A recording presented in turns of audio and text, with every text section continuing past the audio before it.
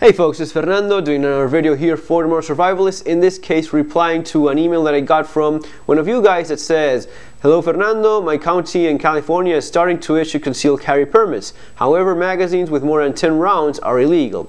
What concealed carry handgun would you recommend with that restriction in mind? Regards, Cody." Well, Cody, first of all, congratulations on getting your concealed carry permit.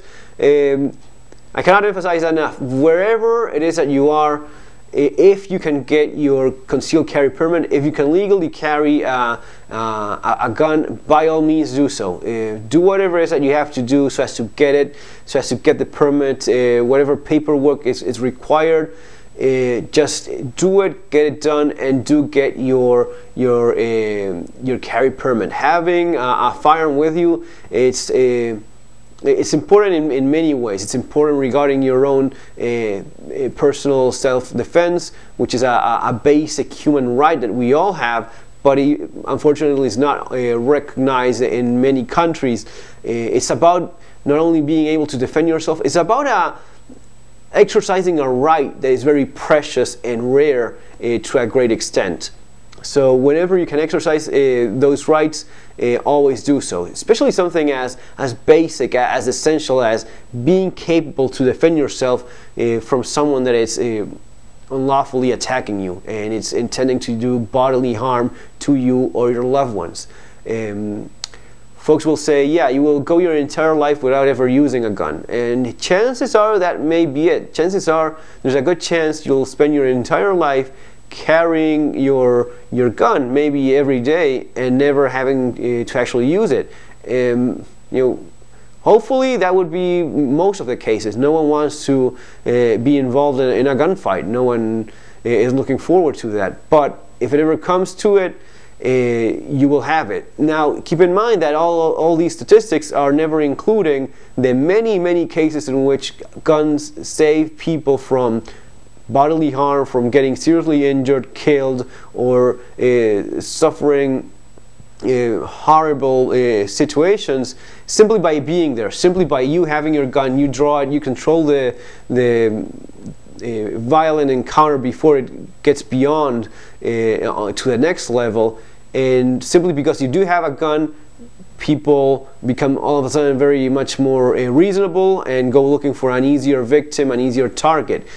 All those times that happens, it's very rarely even reported, so it's not taking into account those cases. There's actually a good chance that through your lifetime, there's a good possibility that that gun will be very handy in such a situation. So yeah, absolutely do go for it. And everyone watching this video that is in doubt, do not hesitate whatsoever. Do get your carry permit. Learn how to properly use a firearm for self-defense. Don't ever forget about the importance of training. As I always say, if you are carrying a gun without having received proper defensive shooting training, it's like driving a car without ever having learned how to drive a vehicle before. You are going to be getting someone hurt, probably yourself. So do get proper training whenever it is that you're going to be carrying a gun. And then you have all these stories about a mom in a Walmart that got her own son killed because she had a loose gun in her purse. That sort of stupid thing, that negligent use of guns, that's what ends up happening when people do not have the right training. Any person that has gone even through a basic defensive shooting session will understand how ridiculously dangerous and stupid it is to have a gun loose in a purse, in a bag, in that sort of carry mode. You have to have your gun in an actual real holster so as to control it and carry it safely. But that's the kind of thing you learn with training. If you don't have it, you won't even know how dangerous some things can be. Regarding the question itself about a 10-round magazine limit, first of all, I would still go for a semi-automatic firearm. A semi-automatic weapon will give you those 10-round maximum capacity. Any revolver will be restricting you to 6 rounds. Typically, there are some of 7, even 8-round revolvers, very big ones and such, for any big bore caliber. but definitely for an automatic pistol. And yes, as always, Glock would be the one that I always recommend, and I recommend it because that's what most serious people in the defensive shooting scene are actually carrying. Everyone goes for a Glock pistol because it's what works best. Folks try different stuff, and especially guys carrying different things and such. But for the guys that are real focused on performance and want good results, want good reliability, they will always go for a Glock. Now the logic here says that if you're going to be restricted to 10 rounds, then you should be making the most out of them. So some folks will go for, okay, if I can just have 10 rounds, I'm going to be making those the best 10 rounds I could possibly have. Maybe a 45 ACP, maybe something even bigger or more powerful, like a 10 millimeter. Now, where's the limit to that? At least the way I see it, there's a limit to that where, because of the size or power of the cartridge, you're losing in terms of accuracy, or most importantly in follow-up shots, in terms of speed, how fast you can shoot accurately with that caliber. Not a lot of people can shoot very fast and accurately with a 10 millimeter pistol. There's really nothing wrong with it. It's actually a great round, and you do have a Glock in it. But if you are not as comfortable with it, there's really no point in going for a 10 millimeter when you're going to be more accurate and faster with maybe a 9 millimeter. Same thing for 45 ACP. 45 is a nice sweet round, but it has a little bit more of a a little bit more of a felt recoil. I at least don't shoot as fast with 45 as I shoot with 9 millimeter. 357 SIG, which is my all-time favorite handgun caliber, has a little bit of a snappy recoil, but I still don't lose speed in it, and I even shoot better with 357 SIG than with 9 millimeter or anything else that I've tried. It's a very nice, sappy, accurate round. And this is something that I've read of police departments that have gone from 9 millimeter and 40 Smith & Wesson to 357 SIG.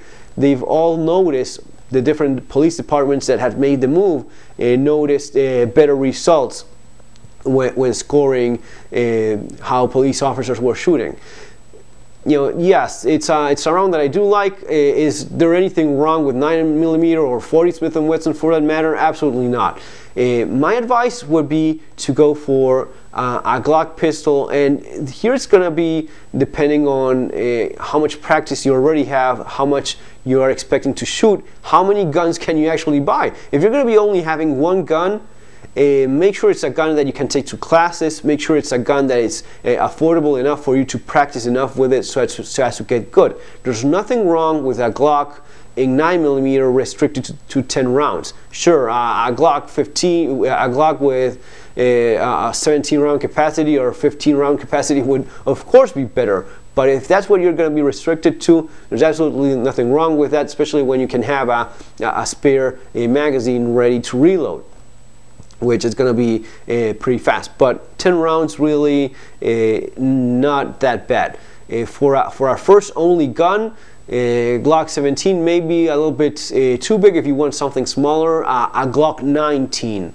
Glock 19 would be the smallest I would go for. You have smaller Glock 9 millimeters, and some folks will argue that since you're already limited to 10 rounds, why not go even smaller? Well, my answer to that is why not go even smaller is that it's not just about the capacity. You are losing on grip. You have a smaller distance between sights. The sight radius being reduced. Of the people that I know of, and myself, and much better shooters than myself and the average guy, or even many of the professional shooters that you see floating around, folks are much better than that.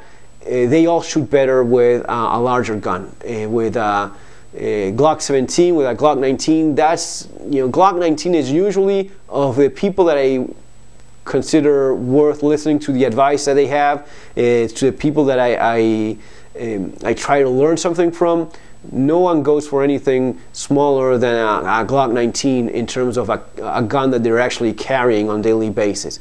And actually most of them would go for a full-size Glock in 9mm or 40 Smith & Wesson. If you already have a gun, or you're thinking of maybe buying a second one after you feel already comfortable with 9mm, maybe going for a 357 SIG, yes, you would be having a 10-round gun, but each round, 357 SIG has definitely more power to it. It's gonna be, it will have a better stopping power rate. How much is it? Yeah, it's quite marginal. It's not really a huge difference, but there's gonna be a difference. 357 SIG will be more effective than 9mm. How wide of a difference is there? Not much. But sometimes when those small differences count, you want the best you can possibly get. If I was restricted to that, I would probably go for a Glock 31, maybe a Glock 32, which is similar to a Glock 19, but in 357 SIG. Maybe a Glock 32 restricted to those 10 rounds in 357 SIG.